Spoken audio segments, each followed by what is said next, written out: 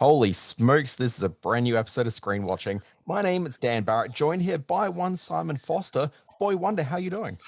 I'm doing okay, Batman. That is a hell of a. And for those of you listening on the podcast, you can't see, but you've got a fantastic background there. People go to YouTube channel to find out what Dan's done.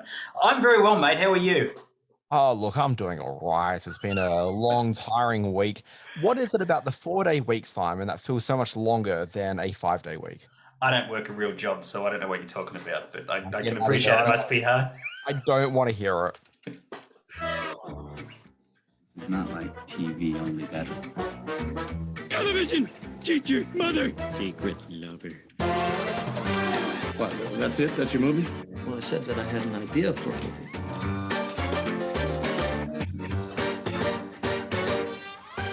Folks, ladies, gentlemen, miscellaneous others, this is Screen Watching.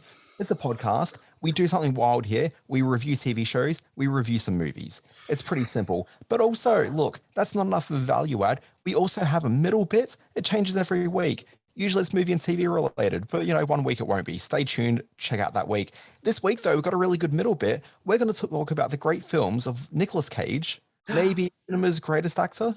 Oh, well, damn near close to it. He's one of my favourite actors. John Cusack, the great actor and good friend of Nicolas Cage, referred to Nicolas Cage as a jazz musician of acting. You're never quite sure what's going to happen. The jazz musician just riffs on his art and his craft, and that's what Nicolas Cage does. And he's made some wild movies, and we're going to look at them all.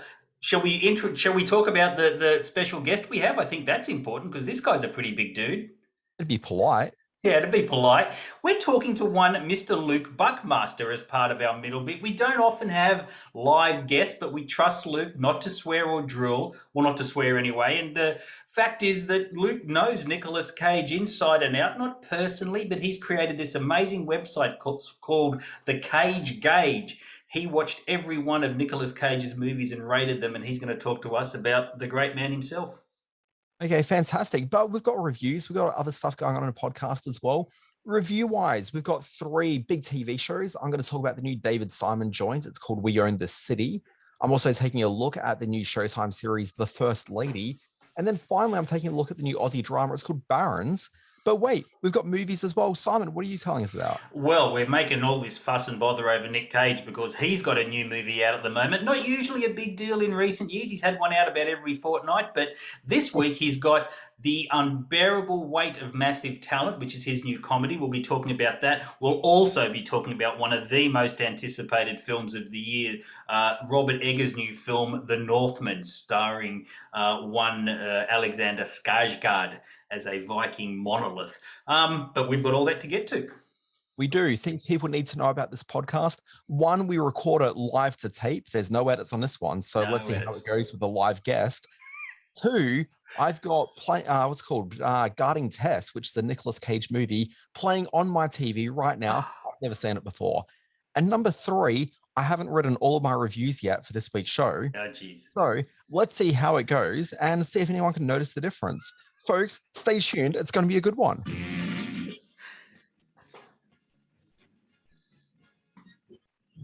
It stinks.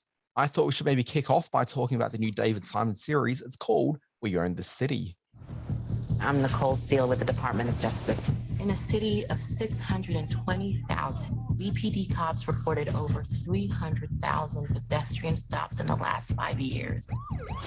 Guys have locked up and beat on so many people. We can't get 12 in a box who are willing to trust what a cop says. Is that the train behind me? Who knows if you can hear this? Anyway, let's go on. When you walk through the garden, you got to watch your back. Well, I beg your pardon. Walk the straight and narrow track.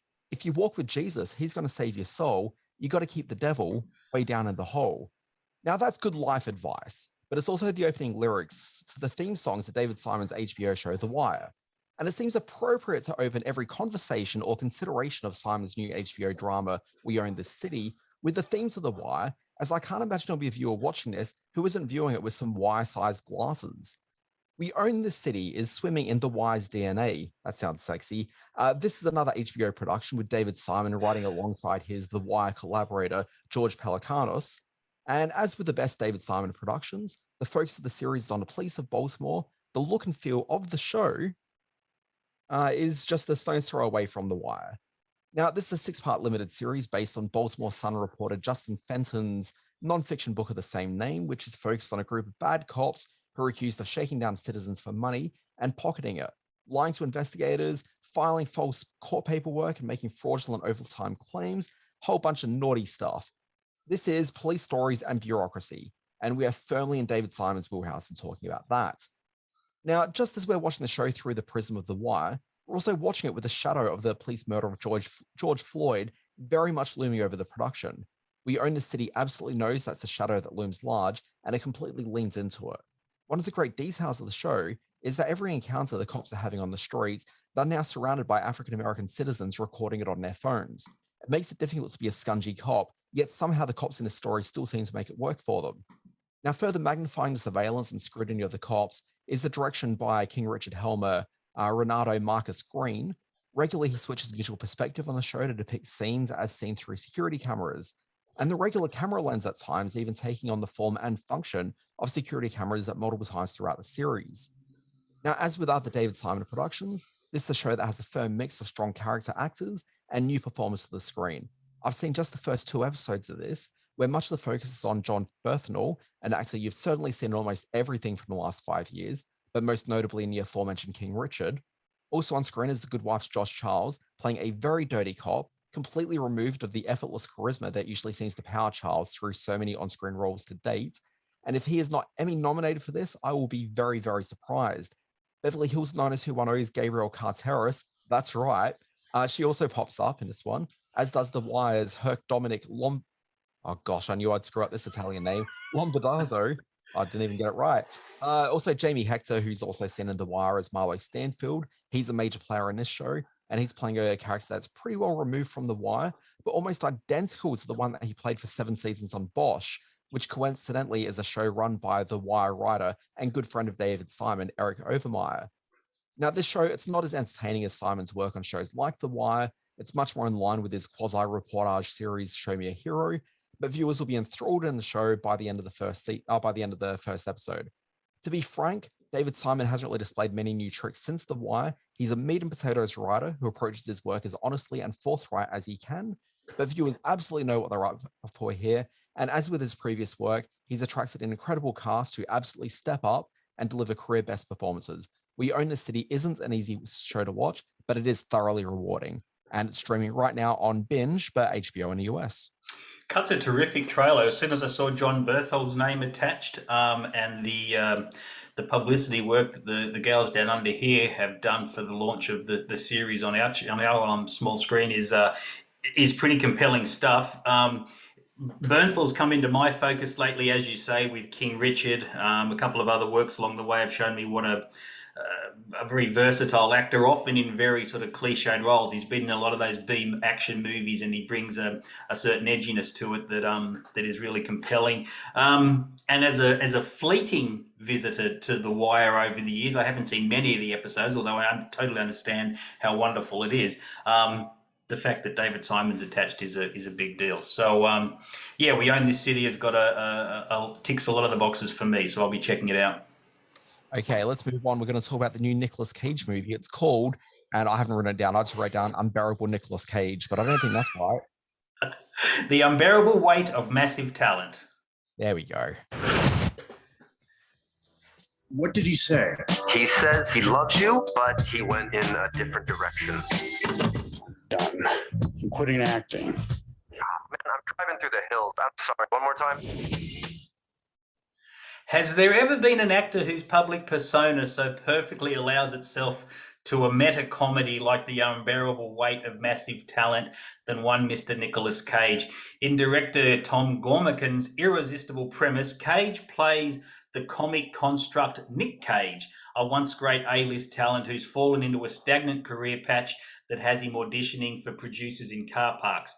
Now, when agent Neil Patrick Harris offers him a private appearance gig that pays a cool $1 million, Nick Cage agrees, But he's had enough. Sure, he'll fly to Mallorca and stay in a mansion as special guest of billionaire Pedro Pascal, but then it's goodbye Hollywood. But Pascal's giddy man fan is just what Cage's ego needs. They become besties, united in their mutual love of everything Nick Cage, and Nick Cage is suddenly rejuvenated. But Pascal may or may not be the lead player in some horrible cartel business, and Cage is roped into helping agents Tiffany Haddish and Ike Barinholtz find the kidnapped daughter of a local politician and bring the cartel down, all from while he's stuck inside. So, Nicolas Cage, he has spent the last 10 years in bill-paying B-pics, crud like Primal and Left Behind, and great, but mostly underseen indie films like Joe and Pig and Mandy. He finds himself in a crowd-pleasing double dose of irony, playing the kind of Nick Cage that much of the movie-going public thinks he's become, but which is pretty far removed from the man and his movies in real life, if any of that makes any sense. His comic timing and unique sense of self-awareness is just a joy to watch in this film, recalling the bizarre brilliance that gelled with the Coen brothers' perspective in Raising Arizona and gave like a razor's edge unpredictability to Hollywood stuff like Valley Girl and Peggy Sue Got Married and Honeymoon in Vegas and Guarding Tess. Everyone in the cast is in on the gag, including a great Sharon Horgan as Nick's barely tolerant soon-to-be ex-wife. The film is a little bit less zany and not as satirically focused on his career as the trailer suggests. Instead, it's kind of silly and very sweet, which was actually a nice surprise in itself. If the film starts as a version of where Nick Cage is right now, a working actor frustrated that he can't express his worldview via his craft, it ends with a Nicolas Cage we hope he truly is. A very happy one. This is just a lovely film and very funny in parts. This is a film that I absolutely want to see, but based on the meta nature of it all, I just don't feel that compelled to go and see it. It just kind of feels like it's a little bit slight and silly, and I'll have a great time with it, but it's inessential. Yeah, it's funny. It certainly helps to be all in on the Cage train. I've been a huge fan of his all the way back to his very first films. So to see him riff on himself in this is a joy. The fact that it doesn't really deep dive into tackling where his career has gone, how he got in this position, what it's doing to him mentally, it does in small doses, but not in big doses. It really wants to be more kind of he's an actor, but he's also a father and not a bad guy overall kind of storyline. It's very sweet, but it does make it very slight. And I can understand why someone like yourself may sort of settle for this as a late night home viewing item, where I think it'll work just as well. Yeah, look, I absolutely think it will. I'm a bit disappointed that based on what you've said, it doesn't sound like there's a cameo appearance in here by either Donald or Charlie Kaufman. No, there's a couple of director friends who turn up. David Gordon Green makes an appearance, but yes, your reference to adaptation has been noted in a couple of the reviews as well, and it will draw some comparisons to that, but they're extraneous. This is pretty far from that brilliant piece of work. Yeah, and R.I.P. the great Hollywood writer Donald Kaufman. Yes, very true. Yes. Simon, let's move on. Let's brighten the moods because we don't want to dwell on the death of Donald that much more. No. There's The First Lady. It's a new series on Showtime. I'm going to play a clip. The First Lady has to be a special kind of woman. Can't have backseat driving. They want to turn me into a Black Martha Stewart? I will pick my team, choose my causes, understood? This show surprised me in that it wasn't an anthology show per se. Sorry, I'm going to start that again. I'll just put it entirely. What am I doing? Simon, this show surprised me in that it wasn't an anthology series per se about the women who've occupied the role of the First Lady in the US. The show is absolutely about those women, but what I hadn't understood about the show is that their respective stories would be interwoven through each episode. It's not like each episode is looking at a different First Lady. What didn't surprise me about the show, however, is absolutely everything else. This is a complete by-the-numbers story showing viewers the individual challenges, stresses, and burden placed on each of these women as they supported their husbands, the most powerful men in the world. And in the show, we're introduced to 3 First Ladies, all put upon women who are feeling the weight of their responsibilities. Michelle Obama, put upon. Eleanor Roosevelt, put upon. Betty Ford, put upon. It might be the ways of knowing too much about her and being so vocal over the years about not being all that enthused about Barack Obama winning for president. But Michelle Obama probably fares the worst in the show. Viola Davis, she's good as she always is, but Michelle Obama isn't really left to do much as a character other than internalize being frustrated and upset by the situation she found herself in. There's no other shade to the character. You got Gillian Anderson, who fares quite a bit better as Eleanor Roosevelt. She's a bit more interesting, but only because of the complexity of her situation. She wasn't a first lady as much as she was also a physical caregiver to her president husband, a man who fell victim to polio. We've also seen Anderson in period dramas like this quite a few times recently, most recently playing Thatcher in The Crown, and it kind of feels like she's able to slide into these roles like a glove, and it's a strong performance, but it just kind of feels really familiar. And the only real spark I found in the show was following Michelle Pfeiffer, who's outstanding as Betty Ford. I'd have been very happy if this was a show that only spent time with Mrs. Ford. She's a compelling character to spend time with, watching her struggle with the responsibilities of raising a family with an absent husband for her entire life, but also she's got a well-documented struggle with the drink, and it's a tonic that seems like it was there to help her deal with the loneliness of life. This is absolutely a show that's produced for the modern moment. There's an interest in telling stories at the moment about important women and the struggles they deal with as women in these situations, and there's an audience out there for this that'll eat up the show entirely. But I'm looking for more than just that surface level of theatrics, and 2 of the 3 biopics on offer here just felt a bit too run-of-the-mill to really invest myself into heavily. This show, come for the performances, stay for Betty Ford, an interesting textured character who really deserves a greater platform than is offered here. And this is The First Lady, streaming on Paramount Plus in Australia and screening on Showtime in the US. Yeah, the cast certainly is of interest to me. As you know, I'm a huge Michelle Pfeiffer fan. I think she's the best Hollywood talent not to have won an Oscar, currently doing the rounds. And the thought of her sort of sinking her teeth into this role, the Betty Ford role, is fascinating and of real interest. Interesting to see that at this point in time, we've also got, and we'll probably review in the weeks ahead, Gaslit, the film starring, the miniseries starring Julia Roberts as a woman caught up in the whole Watergate scandal who has her own mind and speaks her own words. So there's clearly a groundswell of interest in women in politics and how they work behind the men that are often, or were at the forefront back when they were when they were the first ladies. So yeah, I'm keen to see this. I'm sorry that you're a little bit down on the first couple of episodes, but there is some quality acting to be had, I'm sure. Yeah, there is, but every show now has quality acting. Like, Sure. these shows all have so much money and have such amazing cast to them that quality acting just isn't enough. It's not enough to have a big star anymore. Like, there just needs to be a bit more to it. Mhm. And this show, it's got the production quality, it's got the quality actors, but I just felt like there was just so little really happening in each episode beyond just the expected. Well, that's a shame because there's so much amazing backstories for all these women, and the producers must have had a lot to work with for it to come out so underwhelming. Is a shame. Yeah, that's not interested really in them as fully rounded people. It's just kind of this idea of what it means to be a woman as contextualized through 2022 eyes. And I don't know, there's just so little credence given to them as fully developed, rounded people. I don't know, it's a bit disappointing. Well, enough with women of this century. Let's go all the way back to 9th century Scandinavia for what it's like to be a Viking Scandi man in the Northman. What a segue. He's here. He's here. Father is here. The king, my lady. The king. Your fate is set and you cannot escape it.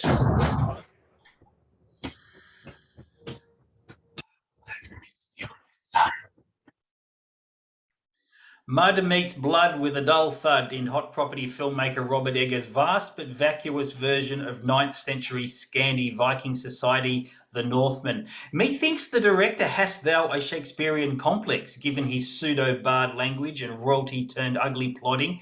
It's a ripe revenge tale in which a young boy grows into a strapping but psyched-out slave, hell-bent on avenging his father, saving his mother, and slaying his treacherous uncle. A ripped Alexander Skarsgård plays the fallen Prince Amleth, who, as a boy, witnesses his father, King Orvendil, a war raven, Ethan Hawke, be assassinated by his uncle Fjolnir, played by Claes Bang, and his mother, Queen Gudrun, Nicole Kidman, thank goodness for that, taken seemingly against her will to faraway lands. Trained in the art of killing by the bloodthirsty nomads who adopt him, Amleth discovers the whereabouts of his uncle, and led by the supernatural commands of a mystical seer played by pop singer Bjork, he sets about conquering his fate with sexy slave witch Olga, Anya Taylor-Joy, by his side. The Northman is the first film in which Eggers gets to play with all the toys in the big studio filmmaker's toy box, and the result takes some big swings artistically, but is a very minor work narratively, a classic case of the whole never getting near the sum of its parts. Amleth is a wooden hero, rendered one note and uninteresting by his myopic mission of vengeance. Skarsgård looks the part, but all his bear roars and bloody headbutts can't make his moping about in the slush engaging in any way. It's steeped in Nordic mysticism and supernatural malarkey. Eggers' script is confounding and often impenetrable. Some of the dialogue is so ripe it began to sound like a Monty Python routine. The production undertook language experts and historical scholars to make sure what was up on the screen oozed realism. So kudos for that. There are moments of this which look stunning, but it all unfolds so ponderously and unrelentingly. Tedium sets in pretty early on. Eggers found himself an indie darling thanks to his stunning shocker The Witch in 2015 and the fearlessly inventive The Lighthouse in 2019, two amazing films that connected with savvy audiences and critics alike, but offered the key to Hollywood excess. He couldn't temper his indulgent urges. And he's not the first to stumble at this point of a promising career. Steven Spielberg did with 1941 and James Cameron did with The Abyss. Eggers will bounce back and look upon The Northman as one that controlled him and not the other way around. The Northman is in wide release everywhere. Yeah, I don't know about this one. I've been wanting to get along to it for months and months, but the closer it gets to the reality of it, the less. Like, I think I just watched the trailer and that was a problem for me. Yeah, look, it's a real study in toxic masculinity, and I can see why it's been made in this day and age when that's at the forefront of what everyone's thinking about. The main character is so driven in his vengeance and so unable to control those base sort of male urges for vengeance and violence. It just becomes all this film is about, and there just isn't enough sort of meat on the bone story-wise to make that kind of driven character in any way sort of interesting, unfortunately. So as good as it looks, it's a film that I think is going to sort of fall by the wayside. I'm not surprised that it's at 89% on Rotten Tomatoes, because this certainly appeals to a certain type of critic, and many of those critics run the Rotten Tomatoes site and are front and center of having their voices heard on the internet. So I don't think this one's a very important film at all, which is a shame because I love Eggers' work. Now, in the spirit of keeping things at a pretty quick pace here, because we've got a guest waiting for us in just a moment and we're already running behind time, I'm going to be very quick to talk about the new ABC show Barons, and I'm not going to be quick about it because it's not like I haven't finished writing a review or anything. Like, that's not the problem at all. Anyway, let's listen to a clip, and then I'll be very quick on the other end. We're on the edge of being a proper business. We could be talking about the waves. What are you doing? Selling an idea of summers that never end. When I'm out there, just me and the ocean. Trace and I, we're building a future. The company is called Lightwave. Surf's up, dudes. It's 1971. Go pick up your surfboard and get down to Cloverly and hang 10. This is the story of a group of surfers who believe in the surf, man. They don't want to be controlled by anyone. The working Joe life isn't for them. They know what's important. It's the surf. It's partying. It's being your own boss. They also know that there's a draft on send soldiers to Vietnam. But that's their war, man. Imagine the real-life surfers of 1971 hearing that their beliefs and lifestyle are being co-opted entirely by the government broadcasters to make a TV series of their lives. It'd be pretty bogus, right? Well, that's pretty much what's happened here. Don't look at me like that, Simon. Oh my God. The characters in this are completely fictional, but they're thinly veiled analogues for real-life people behind Australia's Quicksilver and Billabong surf brands. Now, I'm actually pretty cool with the idea this isn't a strict biography show. I have bitched and moaned for weeks in this podcast about several biography series that purport to tell the real-life behind-the-scenes stories of famous people, but so much of it gets fictionalized that it all feels fraudulent and is insubstantial as a result. This series is openly saying that the stories aren't real and you should go and catch the next wave and join it for the ride. And it's a shame that it isn't a completely compelling ride. Now, don't misunderstand me. This is perfectly diverting TV, but it isn't especially entertaining or compelling.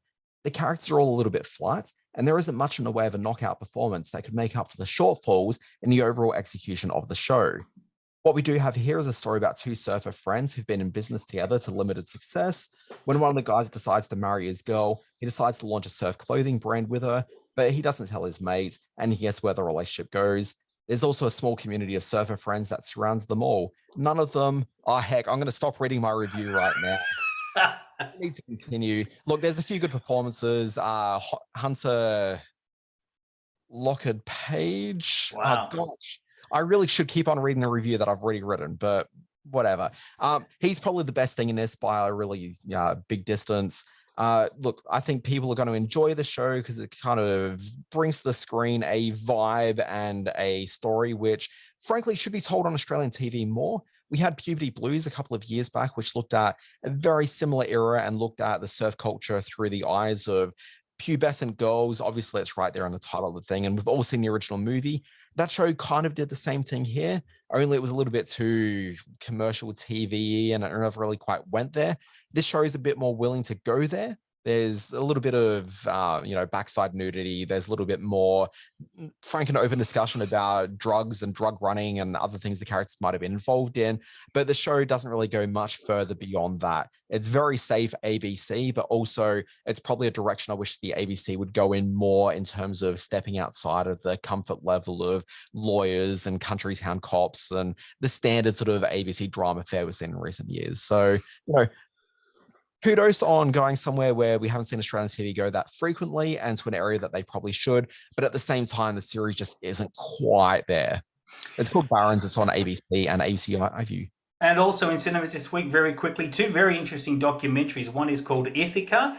This tells the story of 76-year-old retired builder John Shipman, who is the father of one Julian Assange. It's the story of how he continually fights for Julian's freedom and through the courts and also in his passion for justice. Also in cinemas is Elizabeth, A Portrait in Parts. This is the last film from the great director Roger Michell. He's done this very intimate portrayal of Queen Elizabeth, getting access behind the scenes to very rare footage and talking to members of the family, probably not asking some of the questions that we want asked, but still it's a very terrific documentary. Dan, what else have you been watching? Ithaca. Look, there's a couple of things I've been watching. The most notable thing is last week on the show, you reviewed a really quite good film called Everything Everywhere All at Once. Yes, I got along to see this. I loved it to bits. I adored this film completely. I've been walking around trying to find out where I can get plastic surgery to get sausage fingers going forward. This is something I'm very keen to do, and I can't recommend this movie more. Don't watch the trailer. Don't go back and listen to Simon's review. Go into this one as clean as possible. And I did. I didn't listen to Simon's review last week. No, you never did. No, exactly. And I was rewarded handsomely for it. This is great imaginative filmmaking and exactly the sort of thing that would get me to the cinema more if movies were ever this good. And unfortunately, TV rules, movies suck. Okay. Also, something I've been watching is Killing It, which is a show that I reviewed on the podcast many weeks ago. I only got to see episode 1 back then because that's all it was. But now there's a full season you can watch, and boy, did I laugh. My side, Simon, my sides, they're very sore. And so as I've been doing every week for the last 3 or 4 weeks, I did go and see The Batman once again. You didn't really go and see it a 4th time, did you? Simon, we need to move on. Wow. Hang on. Wait on 1 second. I want to mention very quickly, we haven't reviewed it as part of the show, but The Girl from Plainville is a series starring Elle Fanning that's doing the rounds. We're 4, maybe 5 episodes into it. Boy, you want to keep watching, but this is a show that makes so many bad decisions in terms of the way it portrays its lead characters. Elle Fanning, who I'm a huge fan of, really does some capital A acting in this, which doesn't do the series much good at all. Lisa Kolodenko is one of the main people behind it, and she's done some terrific work over the past few years in independent cinema, but everything about this stinks. It's the story of Michelle Carter, who via text encouraged her boyfriend to take his own life, and it's about the investigation into that. This is a major misfire, but we haven't been able to look away. It's good, bad television. It's called The Girl from Plainville. Simon, we've got a guest waiting for us, and you're talking about The Girl from Plainville. I know. Okay, now I don't know if Simon's mastered the technology here to let our guest in. I'll let him in. Joining us all the way from the other side of Sydney, maybe. I'm not sure where he is at the moment. We'll check and find out. Luke Buckmaster. His family tells me he's one of the best film and TV journalists in the country. He works for The Guardian. He's the lead film and TV critic there. He also works for flicks.com.au, which is where you'll find The Cage Gauge, his incredible tome in which he rates all of the amazing works of one Nicolas Cage. And joining us now is Mr. Luke Buckmaster. Look at you, mate. How are you? Lucky. Greetings. Greetings, gentlemen. I'm very well, thank you. How are you guys? And may the cage be with you. Oh, look, it's so good to have you on board and to be talking the films of the great man himself. We should start off by saying, have you seen his latest, Unbearable Weight of Massive Talent? I have indeed, yes. Okay. Are you in love with it? Well, it's a meta film that explores the equivalent of the metaverse, but with Cage. So that's obviously the Cage verse. So it appeals to Cage completists such as myself. It appeals to diehard fans, as you know. And most of all, I think it's probably just a good time for most people. So yeah, I liked it a lot. Good one. Give us a little bit of insight. Before we get a deep dive into the man's career, give us a bit of an insight how the Cage Gauge came about. Well, I've always been an appreciator of Nick Cage. Being a teenager in the 90s, he starred in a couple of my favourite action films from that period, Face Off and The Rock. And then, it's sort of like one of those things in life where you grow up a little bit and maybe you take things for granted. So oxygen or apples or the beauty of opening and closing a door. You take these things for granted. And also, of course, Nicolas Cage. And so things changed for me. I got the light bulb moment and the realization of what is really important in life when I went to the Cage-a-thon at the Astor Cinema in Melbourne in 2018, which was 14 hours of Nicolas Cage movies. Heaven on earth. Yeah, it's great. So I went in there being an appreciator and a fan, and I came out of there in a sort of Huxleyan situation. The man who entered through the door was very different from the man who came out of the door. And some said it was a textbook case of Stockholm syndrome. Yeah. But for whatever reason, after that, I became determined to watch every single Nicolas Cage movie. And then the Cage Gauge hit, and then the pandemic hit, and so I had more time, and he was like a guiding light through the darkness.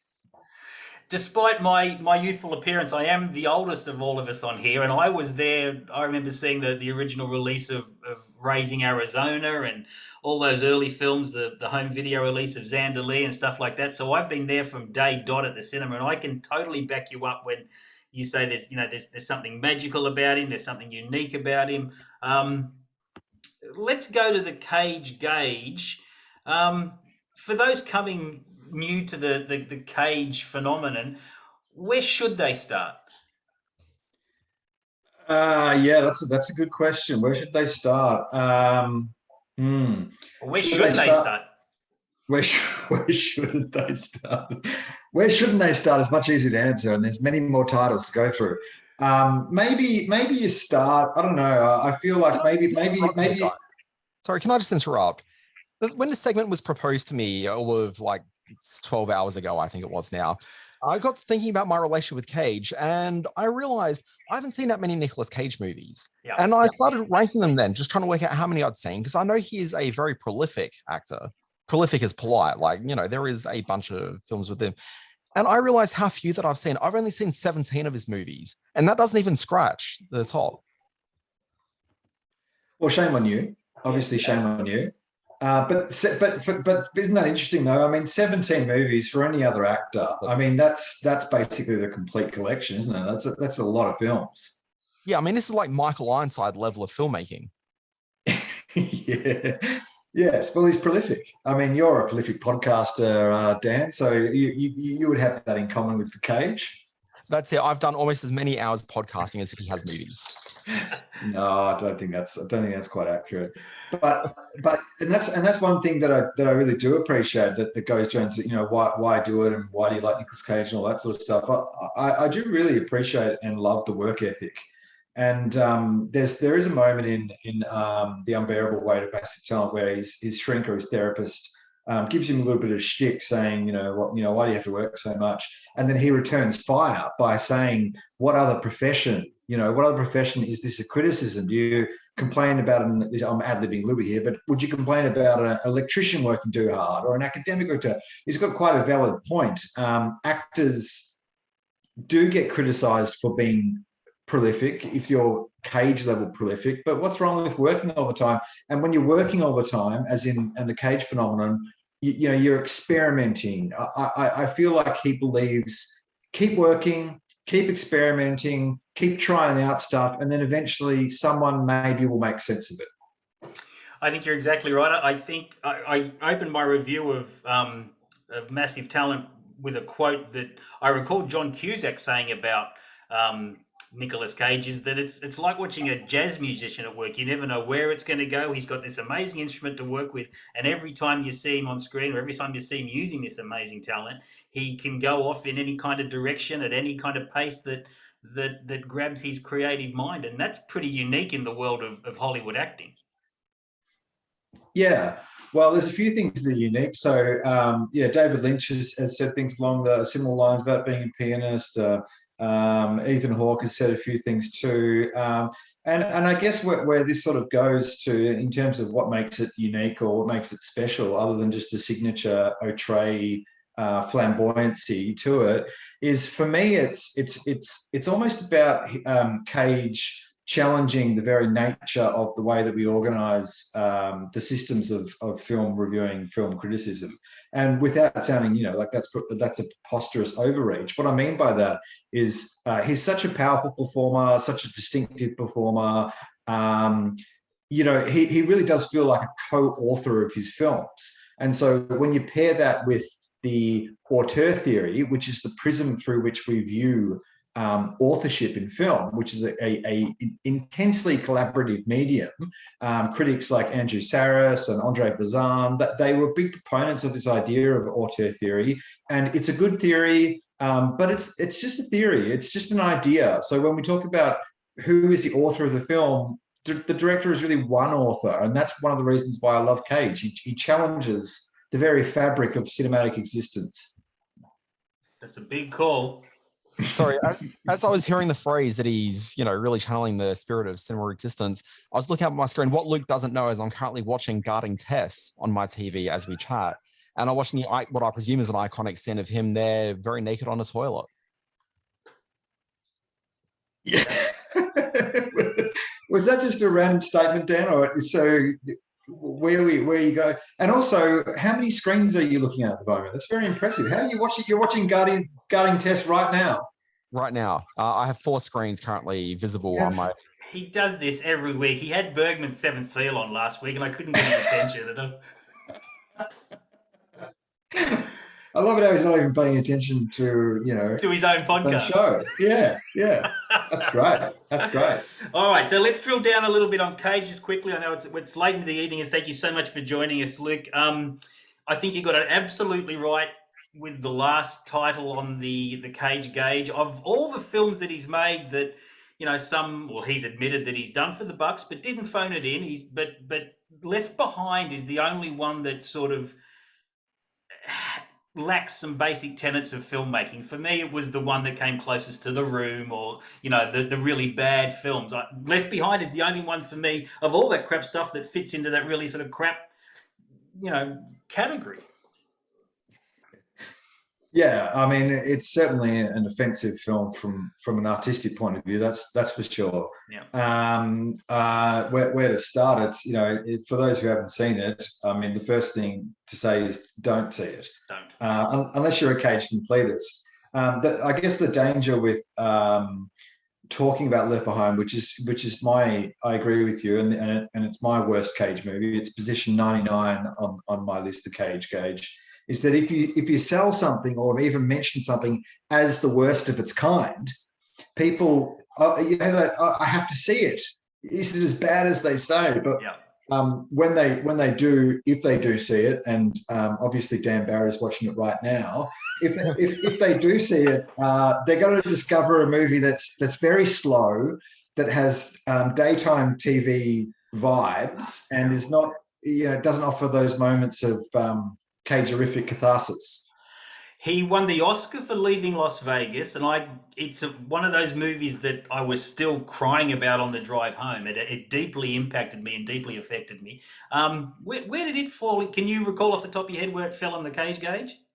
It was pretty high up. I want to say maybe like 15, 16, something like that. Somewhere around there, maybe a little bit lower.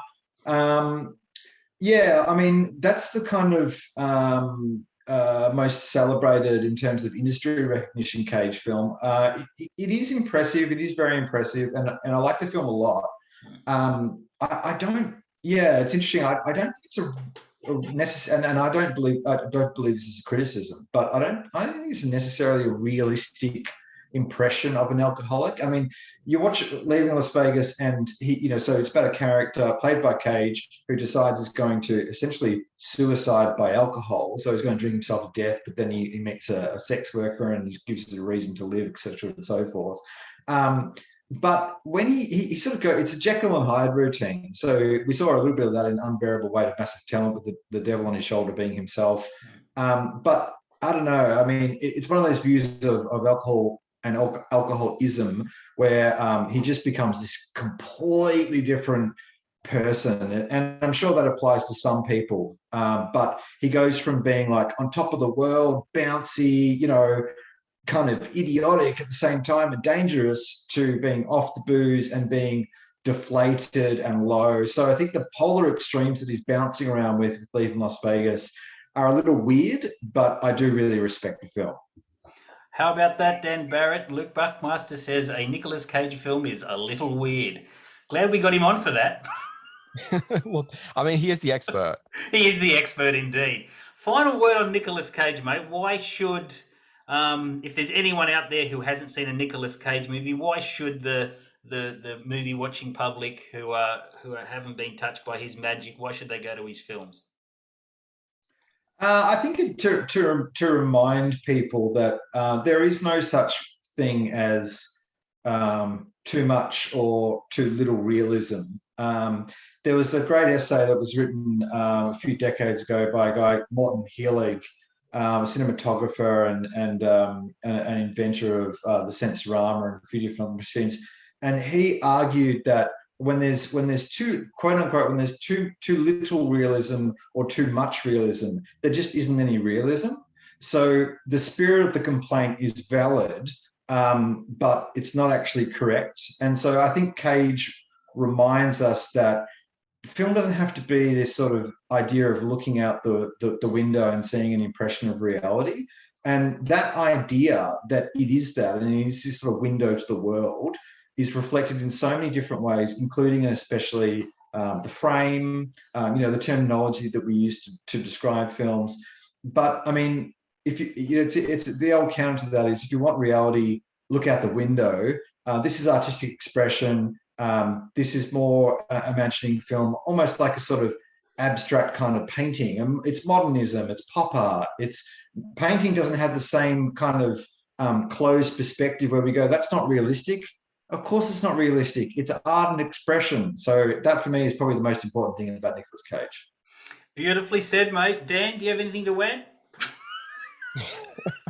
Well, what I'm legitimately interested in, and maybe Luke can express some knowledge on this. So you mentioned the Left Behind movies. So my understanding of those films is it's based on a very lengthy series of novels, which were adapted first by the great Kirk Cameron into a series of fairly terrible TV movies, but then rebooted with Nicolas Cage.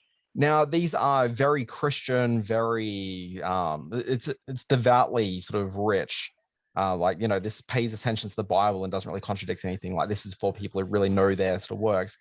Nicolas Cage, as I understand it, is fairly cagey about his religious beliefs. So there's a belief that he may be a bit of a hardcore Catholic, And I was wondering, Luke, do you actually know much about the base of that and whether his faith really tied into his decision to make that film?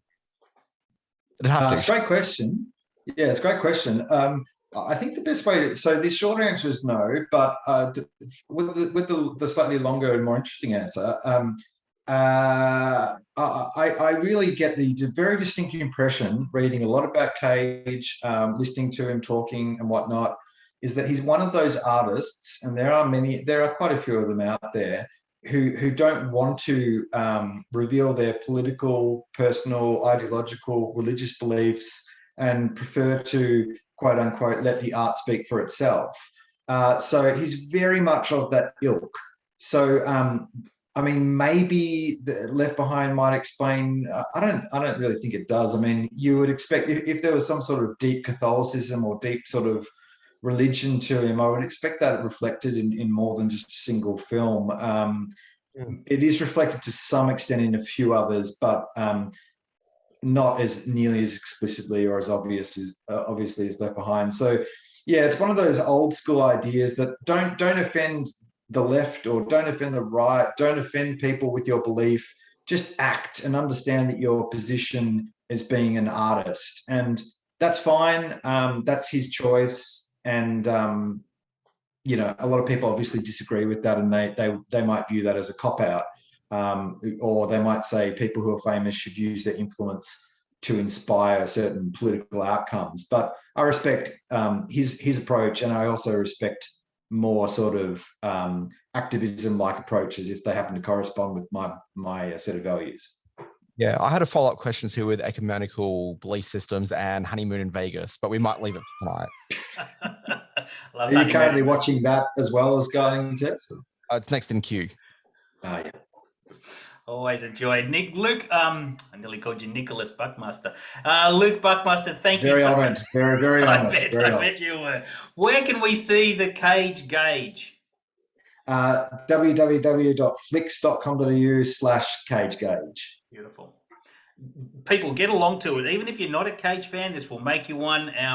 And for Cage fans, it is just such an extraordinary deep dive. I disagree with some of your listings. I think that's part of the fun of reading through the Cage Gauge. I can't believe you've put Lord of War down as far as you have, but I thought that was an extraordinary film.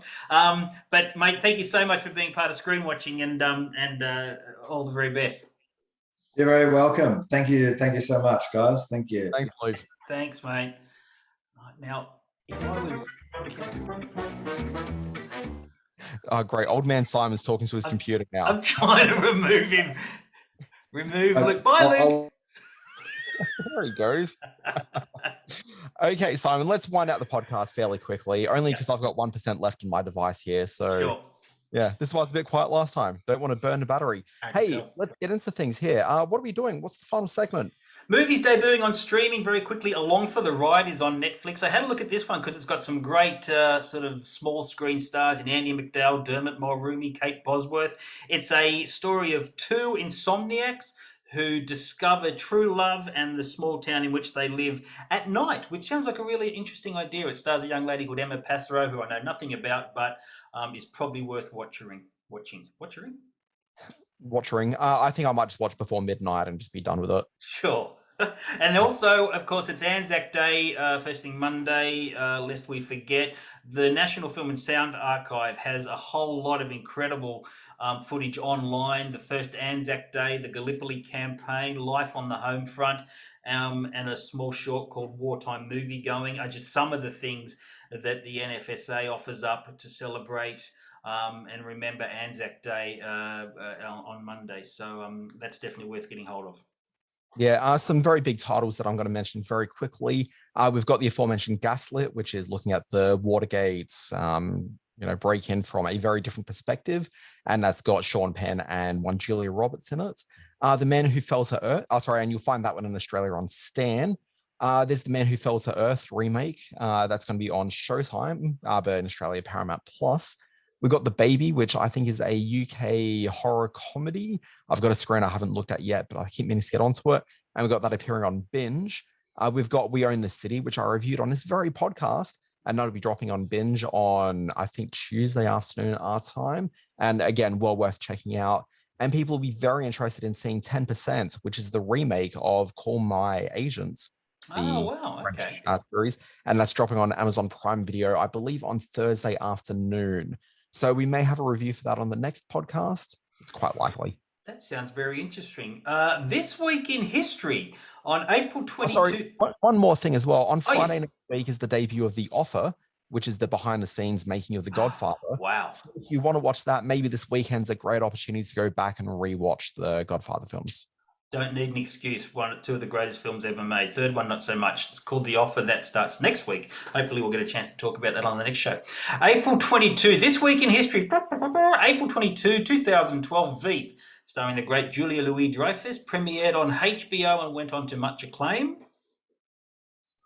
Crocodile Dundee with Paul Hogan, heard of him, premiered in Australia April 24, 1986. Something that you're very familiar with, one of your podcast successes from the past, April 26, 2017, The Handmaid's Tale debuted on Hulu, starring the wonderful Elizabeth Moss.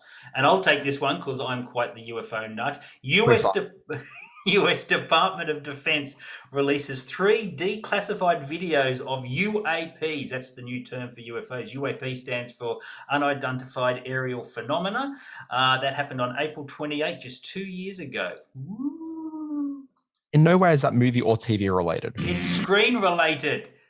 For Pete's sakes, how generous are we being? No, not happy birthday. No, not that. Please, no, not happy birthday. I'm going to do this because you can't be trusted to be quick. April 23rd, 1939, the birth of Lee Majors, the $6 Million Man and the Fall Guy. April 25, 1940, Al Pacino, I've heard of him. He was in The Godfather. How does this happen? April 26, 1980, Channing Tatum, who was not in any Godfather movies, but was in 22 Jump Street, Magic Mike's Who, and I can't think of other sequels he might have been in. And Jessica Alba was born on April 28th, 1981, and she was the star of Dark Angel and Fantastic Four 2, Rise of the Silver Surfer. Oh, you love your sequels. There we go, Simon. It has been a pleasure talking podcasting with you. I'm literally right at the end of my battery. Thank you for listening to Screen Watching. My name is Dan Barrett. You can find me on Twitter at the Dan Barrett. Start your day with my free newsletter. It's called Always Be Watching at alwaysbewatching.com. It's got the big stories in TV, streaming, and film. And on Fridays, we've got the Always Be Streaming newsletter, which recounts the big shows that launch that very gosh darn week. You know that I'm Simon Foster on the Twitter at SimonRFoster1. Read my words over at screen-space.net. Do visit the Screen Watching Facebook page. Lots of interesting new stuff going up there. The YouTube channel is happening. Just search Screen Watching over on the YouTube channel and get up to Coffs Harbour where I'll be at the Screenwave International Film Festival. That's where I'll be coming from next week when we speak down. I'll be bringing you all the new... Oh, Dan's gone.